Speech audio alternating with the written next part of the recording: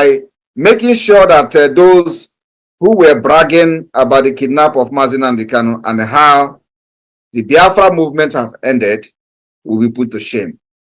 We said that the kidnap is going to be very expensive. We started from there. Today, it is very, very expensive. Today, the kidnap of Mazi Nnamdi Kanu has become the most expensive commodity, the most expensive movement, the most expensive project that Nigeria has ever embarked on. It has cost everything that Nigeria never expected. I didn't going to end there. I also promised Nigeria that the kidnap of Mazi Nnamdi Kanu will facilitate the Biafra to emerge as a nation. They thought it was a joke. So we used that kidnapping to become what we are today. That is the reason why Biafra is flying all over the world. And let me also tell you, I am aware that they have actually concluded to grant Mazi Nnamdi Kanu bail this month. We welcome that. Go and mark my word. We welcome that. I just want to put it on notice to every Biafran. We have two goals. One is to release Mazi Nnamdi Kanu by the activities of the Biafra government. Two is the Biafra freedom and the Biafra independence. That is the main goal. It was the reason Mazi Nnamdi Kanu was kidnapped. And so, after they have released him this month, we will go to the next stage. But I'm not going to talk yet until this bail is granted. I am also aware that I have even planned that the people that are going to come as a shortee after the bail has been granted this month will all be Northerners. I know that maybe after this now they're going to change it, but I don't want to talk much, so that not to, influence anything. But we are very, very much aware of what has been agreed on, and we are going to be waiting very patiently for that. So Biafra must be on standby. Once he is released, one of our objectives has been achieved. And then we go to the next one. And I believe you know what it means. So my fellow Biafran, today we have decided that the delegitimization of the Nigeria terrorist state within Biafra land will be taken to the next level. And that's why today we are locking down the Nigeria institutions in Biafra land, because it is this institution that generate money, they generate fund to fund the terrorism against our people. So we are fighting the source of the income of Nigeria. Not only that, if we are now an independent state, we are going to place sanctions on Nigeria. We impose economic sanctions. And because we are not yet an independent state, we have to now figure out how to navigate this particular complex situation. Now we have navigated it. We have figured out how to impose the sanctions on Nigeria within Biafra land. And that sanction is the lockdown of every Nigeria institution for 30 days. Today is the 5th day. After these 30 days, and maybe they still did not release Mazi Nnamdi Kanu on this particular September hearing, we will extend the lockdown of the Nigeria institution for 60 days. After 60 days, we will extend it to 90 days. I am telling you the fact. And this is going to continue until we will make sure that no office of Nigeria will be very, very opening in Biafra land. They will stay and they will be scared of staying in Biafra territory. That's our target, because you can never allow a terrorist state to breathe. No, we do not want to let them breathe even 1 minute, because 1 minute of breathing will bring arms to kill our people. So we will never allow them to breach in Biafra land. So after these 30 days, we will give them maybe 1 week break, and we'll come again for 2 months. And let me tell you, we still have a long way to go. 25 days is still remaining from the 30 days. 25. It tells those who think they have violated this particular order by the Biafra government will have themselves to blame. I am telling you the fact. So we will make sure that the delegitimization of Nigeria will continue to enter new dimension at every stage and every point in time. This stage 1 is this 30 days. And this will continue until we go to November, when our convention will start on the 29th of November in Finland. And of course, by then, you don't need to know. I don't need to tell you what will be happening in Nigeria, because you know now they have seen the green light and they are running up and down, consulting with the European Union, consulting with whatever they are consulting with, and all that. They even agreed and have paid one country heavily to hack into my account. And the country actually collected the money to hack my phone, to hack my X account, to hack my email. And I tell them that I am in Finland, a nation of innovation and technology. If you can hack my phone and hack my email and hack my X account, then I know that Nigeria have actually done very well. That will never happen. So, but I'm aware that that is the plan, and they have paid money this week, last week. Tupu ya ganiro biko metụ aka na share button, share ya bụ ife na anụ, metụ aka na subscription and turn on notification. Ọ dị nnukwu mkpa tupu ya ganiro gosiri ihe ndị ọzọ fọnụ. And we're waiting for them. So my fellow Biafrans, we are going. I just want to encourage all of you, stay very strong, do not panic. We have beaten Nigeria hands down. Nigeria can never rise again. And just like the pronouncement has been given, Nigeria is nosediving and have nosedived. Nigeria is a collapsed country, is a failed state. It has met every requirement as a failed state. I don't understand whether many of us actually know what failed state is all about. There are, there are requirements that, category where you categorize, a state, and the state will become a failed state. Nigeria has met all these requirements as a failed state. They are now unable to solve their political and economic problem and crisis. And the Biafra government is providing a solution to that. I am very, very happy that many of you that are here today are not just participants in what we are doing, that many of you are deep-rooted and have come to see and hear firsthand information about what the Biafra government is doing and what we are intending to do and how we are doing it. So you can also tell others. I'm happy that the United Kingdom, for example, had a workshop the other day where they were teaching about the IOU, where they were teaching about the ID card and all that. That means that you are not just a follow. You are also, into the government and knows what is going on. And that's exactly the way it should be. Those who are not yet conversant with what we are doing, you teach them, you tell them, you explain to them. When they have the question, you explain and answer their questions. So it is a government of the people, by the people, and for the people. We will protect every Biafran anywhere in the world, irrespective of whether you have tied my name as a baby and was dragging it in the street of Italy and other part of Europe. It doesn't matter, because I know those things doesn't touch me. You are just being ignorant of who is Simon Ekpa, and then you were misbehaving. So many people who were doing incantation with my name and all that, we even gave them followers in their platforms. When they blocked all their platform, we created and asked people to go and follow them. Biafra went and followed them. So if they have succeeded in silencing Simon Ekpa today, where would they be? What is going to be their? They will just realize now, we did not know, we would have just allowed that guy. But the point is that, I came to this struggle prepared. I came to this struggle. When I mean prepared, I came prepared. And it's just that many people don't know.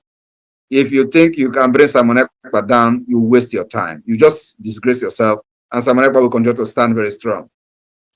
When I joined this struggle, I did not join to romance Nigeria. I did not join this struggle to start looking at faces. I joined this struggle with Iwe and Onuma. I am telling you the fact, and I've said this several times. Many people don't understand what is Iwe and Onuma. Iwe and Onuma is the highest degree of anger. That's why I joined this struggle with. And I did not come to romance Nigeria.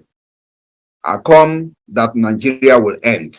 I come that there will end the Usman Danfodio legacy. That legacy that every time they will be talking about Usman Danfodio, you will think that Usman Danfodio, manufactured the aeroplane.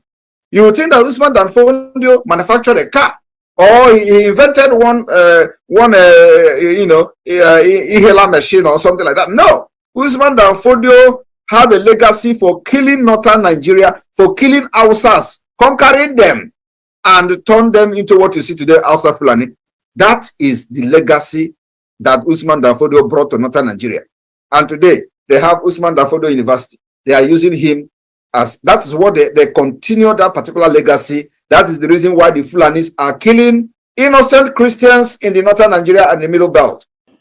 All right, welcome back. Let's go down to the full detail of the information without wasting much of your time. The indigenous people of Biafra alleges secret detention centers where Biafrans are detained in Nigeria. Osetiela.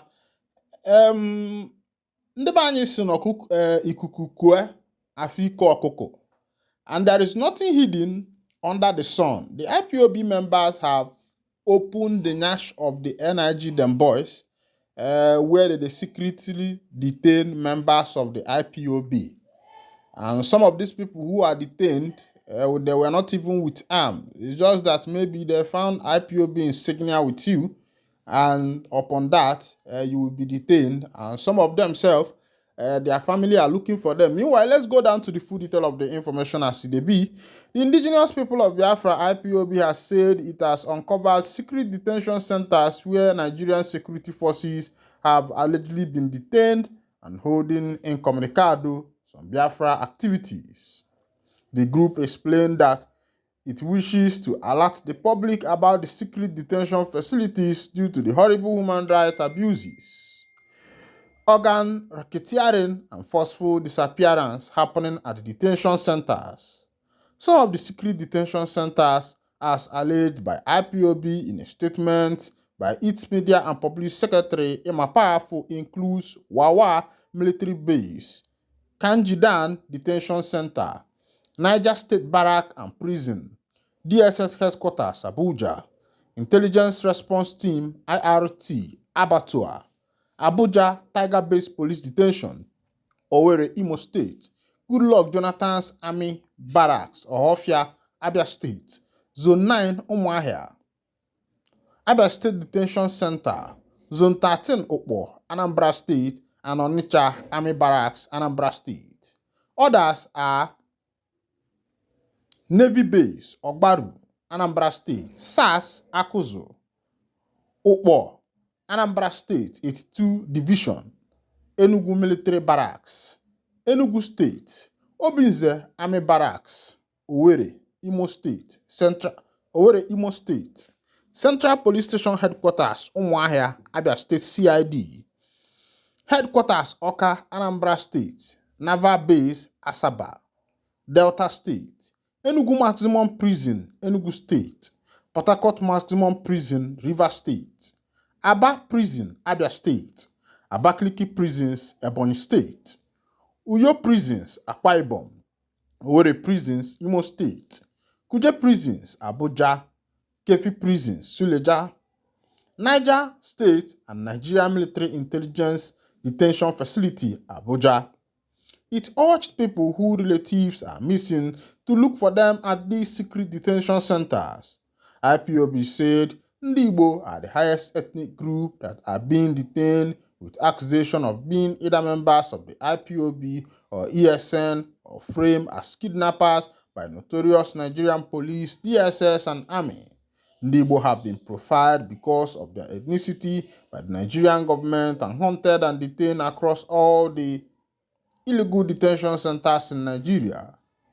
Not only the innocent Igbos are detained in these illegal detention facilities, but also innocent people from other ethnic groups are locked up in these gulags. Detention facilities in Nigeria are places to search for your missing relative if he or she hasn't been tortured to death or butchered or for organ black market by the notorious energy security agencies.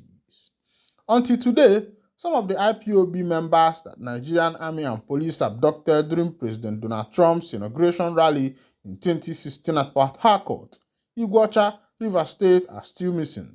IPOB is still searching for those men and women who were abducted during the peaceful rally more than 8 years on. My people, I don't see as it happen for that particular matter. Where the IPOB members don't they complain of the matters where we say it they happen for this obodo. It don't shell. Because if you don't tell person, make it tell person, make it tell another person. Now you be say another person no go hear them, and now I me myself I dey here for you. If you be Igbo, Hausa, Yoruba, anywhere where we say you they come from, I say make you welcome because this one it concern everybody. Na IPOB members, and then they talk this one, and it's coming from their media and public secretary for the man. What do they call him? A powerful. Where we say now in they speak for the IPOB spokesperson, na person where they talk for person. And now this person now in the talk for IPOB for a long time now. And he don't explain say, say if you dey look for your relatives, they never come back since the time where we say they arrest them. If we say now we say these people where we say they call NIG them boys, don't carry them pools. And the one where we say torchlight me. My people, now this issue of organ harvesting, I don't know how true this is. I'm passing message where we say I see. But if this organ harvesting is truly true, and I believe that the Nigerian police, army, civil defense, or whatever they call themselves, should be able to give account of people that they have arrested, because this is what is called accountability. People cannot be arrested and all of a sudden their family members will be looking for them. People will be looking for them and people will not find them. My people, it is very unfair. It is very, very unfair.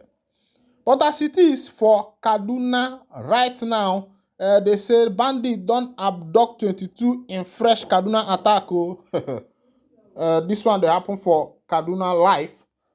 They say they don't abduct about 22 fresh people for Kaduna. When I don't see say this matter don't become the order of the day.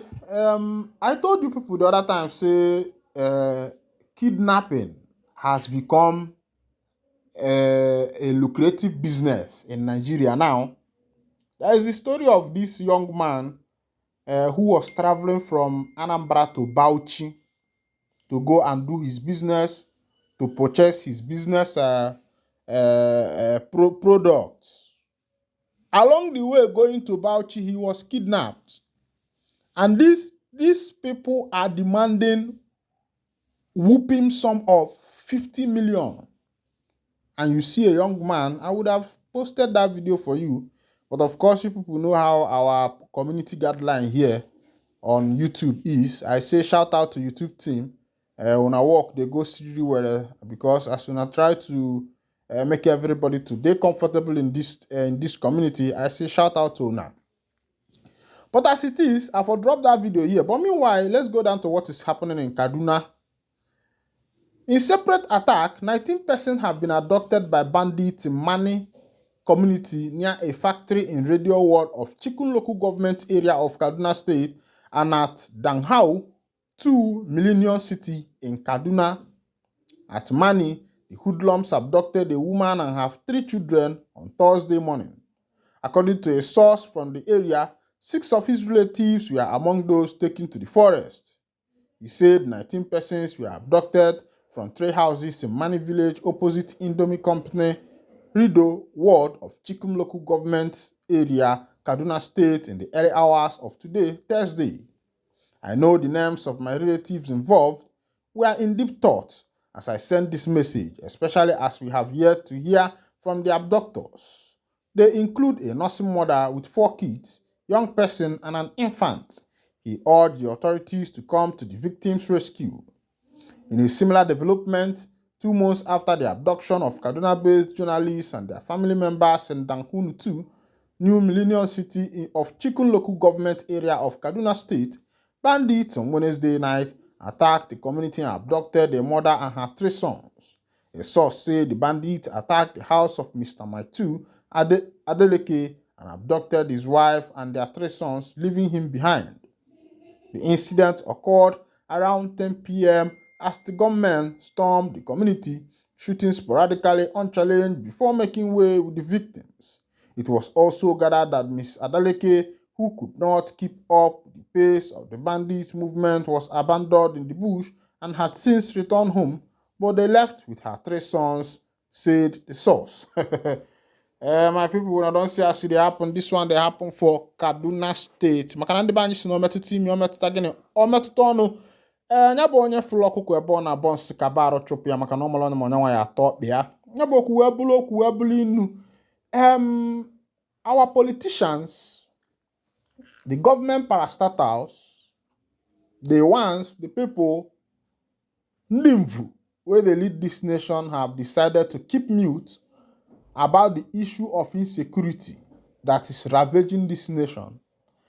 And they felt that maybe because they are in a secluded area, the president is in the presidential villa, he has the DSS, he has the civil defense, he has the Nigerian Navy, he has the Nigerian Army, he has the police, the Mopol, and every one of them protecting him, special forces, Interpol, they are all there for him. The governors might think the same way too.